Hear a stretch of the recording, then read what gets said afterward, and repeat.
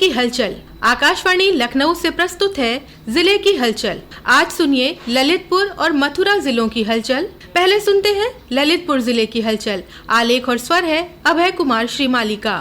जनता की विभिन्न प्रकार की समस्याओं का एक ही स्थान पर गुणवत्तापूर्ण निस्तारण करने के लिए जनपद ललितपुर की समस्त तहसीलों में संपूर्ण समाधान दिवस आयोजित किया गया। तहसील तालबेट में आयोजित संपूर्ण समाधान दिवस में जिलाधिकारी अमनदीप डुल्ली व पुलिस अधीक्षक मोहम्मद मुश्ताक ने तहसील में आए फरियादियों की शिकायत सुनी और उनके निस्तारण भी कराया। जिलाधिकारी ने प्रत्येक शिकायतकर्ता को अपने समक्ष बुलाकर पूरी गंभीरता से उनकी समस्या सुनी और उन्हें भरोसा दिलाया कि जल्द ही उनकी समस्या का निस्तारण करा दिया जाएगा। इस दौरान कई शिकायतों का निस्तारण मौके पर ही कराया गया और शेष बची शिकायतों को संबंधित अधिकारियों को पृष्ठांकित करते हुए निस्तारण की समय सीमा निर्धारित की गई। जिलाधिकारी ने अधिकारियों को निर्देश देते हुए कहा कि शिकायतों का निस्तारण निर्धारित समय में होना चाहिए। देश के गृह मंत्री एवं भारतीय जनता पार्टी के वरिष्ठ नेता अमित शाह से झांसी ललितपुर लोकसभा क्षेत्र के सांसद अनुराग शर्मा ने नई दिल्ली में भेंट की। इस अवसर पर सांसद श्री शर्मा ने झांसी लोकसभा एवं संपूर्ण बुंदेलखंड क्षेत्र में चल रही विकास परियोजनाओं, केंद्र सरकार की योजनाओं की प्रगति तथा भविष्य की विकास आवश्यकताओं पर विस्तार पूर्वक चर्चा की। गृह मंत्री से हुई यह मुलाकात अत्यंत सौहार्दपूर्ण एवं प्रेरणादायी रही। सांसद अनुराग शर्मा ने बताया कि इस मुलाकात के दौरान गृह मंत्री ने बुंदेलखंड को विकास की मुख्य धारा से और अधिक प्रभावी रूप से जोड़ने के लिए कई महत्वपूर्ण सुझाव दिए। उन्होंने झांसी एवं ललितपुर जनपद में अवसंरचना, पर्यटन, जल संरक्षण, रोजगार सृजन एवं औद्योगिक निवेश से संबंधित योजनाओं को और गति देने के लिए व्यवहारिक मार्गदर्शन प्रदान किया। अमित शाह ने कहा कि प्रधानमंत्री नरेंद्र मोदी जी के नेतृत्व में केंद्र सरकार बुंदेलखंड क्षेत्र के समग्र विकास पूर्णतः प्रतिबद्ध है। उन्होंने आश्वस्त किया कि आने वाले समय में केंद्र सरकार द्वारा झांसी, ललितपुर एवं समूचे बुंदेलखंड में ऐसे प्रयास किए जाएंगे जिससे यह क्षेत्र विकसित भारत की अवधारणा में एक मजबूत योगदानकर्ता के रूप में उभरे। यह मुलाकात न केवल झांसी, ललितपुर बल्कि बुंदेलखंड क्षेत्र के विकास के लिए एक महत्वपूर्ण एवं सार्थक पहल के रूप में देखी जा रही है। ललितपुर नगर पालिका परिषद अध्यक्ष पद उपचुनाव में बीजेपी प्रत्याशी सोनाली जैन विजयी घोषित हुई हैं। उन्होंने सपा प्रत्याशी नीलम चौबे को 5,556 मतों से शिकस्त दी है। गौरतलब हो कि सरला जैन के आकस्मिक निधन के बाद से नगर पालिका परिषद अध्यक्ष पद की सीट खाली हो गई थी। ललितपुर में पुलिस ने जनता के खोए हुए 134 मोबाइल बरामद करने में सफलता प्राप्त की है। दीपावली पर अपने खोए हुए मोबाइल पाकर लोगों के चेहरे खिल उठे। मोहम्मद मुश्ताक पुलिस अधीक्षक द्वारा जन सुनवाई में प्राप्त खोए गिरे मोबाइल फोन से संबंधित प्रार्थना पत्र का संज्ञान लेते हुए सर्विलांस टीम थानों पर गठित टीम द्वारा गुमशुदा मोबाइल फोन की बरामदगी हेतु अभियान चलाया गया था। उक्त अभियान के अनुपालन में सर्विलांस टीम थानों पर गठित टीम के साथ अथक प्रयास से अलग अलग राज्यों एवं उत्तर प्रदेश के अलग अलग जिलों से विभिन्न कंपनियों के कुल 134 अदद मल्टीमीडिया मोबाइल फोन कीमत लगभग 24 लाख रुपए बरामद करने में सफलता प्राप्त हुई है। ललितपुर जिले में धनतेरस का पर्व पूरे उत्साह के साथ मनाया गया। पर्व दिवस खरीदारों के जोश ने महंगाई को मात दे दी। बाजार देर रात्रि तक गुलजार रहे, करोड़ों का कारोबार हुआ। सराफा बाजार में ग्राहकों की भीड़ बता रही थी कि कारोबार अच्छा रहा। ऑटोमोबाइल बाजार में 2 पहिया, 3 पहिया व 4 पहिया वाहनों की जमकर खरीदारी हुई। रात 10 बजे तक 3000 से अधिक 2 पहिया वाहन बिके, जबकि 100 से अधिक ट्रैक्टरों की बिक्री हुई। अनुमान है कि धनतेरस पर 85 करोड़ से अधिक का कारोबार हुआ है। ललितपुर जिले की हलचल के बाद आइए सुनते हैं मथुरा जिले की हलचल। आलेख और स्वर है मोहम्मद उमर कुरैशी का। उत्तर प्रदेश तीर्थ विकास परिषद और धर्मार्थ विभाग के अंतर्गत 2025 और 26 ही प्रस्तावित कार्य योजना की सहमति दे दी है। गन्ना विकास और चीनी मिल मंत्री चौधरी लक्ष्मी नारायण की अध्यक्षता में आयोजित बैठक में 220 करोड़ के कार्यों पर विचार किया गया है। इसमें ब्रज तीर्थ विकास परिषद के 120 करोड़ के कार्य शामिल है।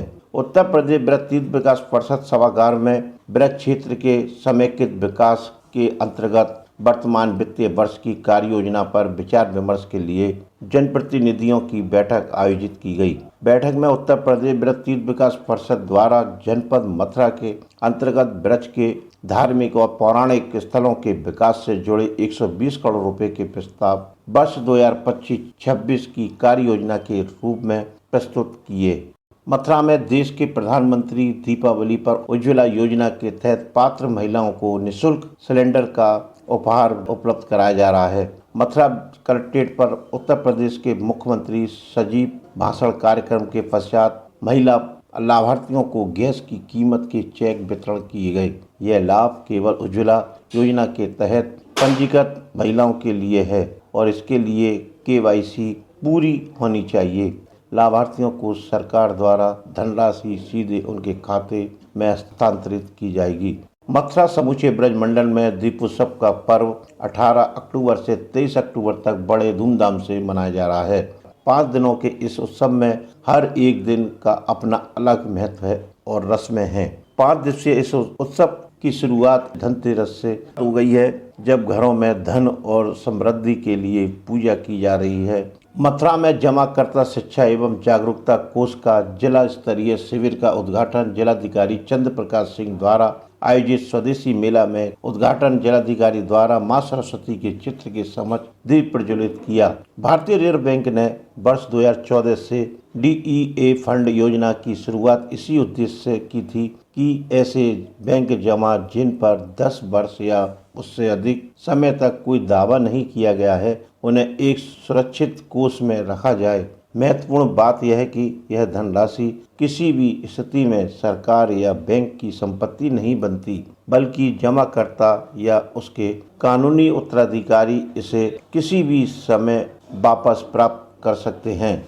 31 मार्च 2024 तक DEA फंड में कुल रुपए 78,212.53 करोड़ की दावा नहीं की गई है। स्पष्ट है कि लोगों की भारी भरकम धनराशि अब भी अनजाने में बैंकों में बिना दावे के पड़ी हुई है। यह हमारा दायित्व है कि हम इस धन को उसके वास्तविक मालिक तक पहुंचाएं। इस दिशा में भारतीय रिजर्व बैंक ने हाल ही में DEA फंड के परिचालन दिशा निर्देशों में संशोधन किया है, जो 1 अक्टूबर 2025 से प्रभावी हो चुके हैं। अब बैंक ई-कुबेर प्रणाली पर ऑनलाइन पंजीकरण के माध्यम से इलेक्ट्रॉनिक दावे और स्थानांतरण कर सकेंगे, जिससे प्रक्रिया और तेज व पारदर्शी हो जाएगी। जिलाधिकारी चंद्र प्रकाश सिंह ने बताया कि जनमानस के लोग रहे जिनकी काफी धनराशि बैंक में जमा रही है, वो खत्म हो गए हैं या किसी ना जानकारी के अभाव में अनक्लेम्ड पड़ी हुई है। सभी बैंकों के प्रतिनिधि और अधिकारीगण यहाँ आए हुए हैं, जनता को जागरूक कर रहे हैं। तो जो लीगल डॉक्यूमेंट्स हैं, सक्सेशन आदि का लेकर के अगर हम बैंक में क्लेम करेंगे, बैंक हमारा पैसा हमको लौटा देगा। और भारत सरकार के द्वारा ये पहल की गई है, जो हमारी जनता है जिसका अनक्लेम्ड अमाउंट बैंकों में पड़ा हुआ है, उसको वापस हो सके। मथुरा में रोजगार मेले का आयोजन किया गया। इस अवसर पर विभिन्न क्षेत्रों की 28 प्रतिष्ठित कंपनियों ने भाग लिया, जिसमें 460 प्रतिभागियों में से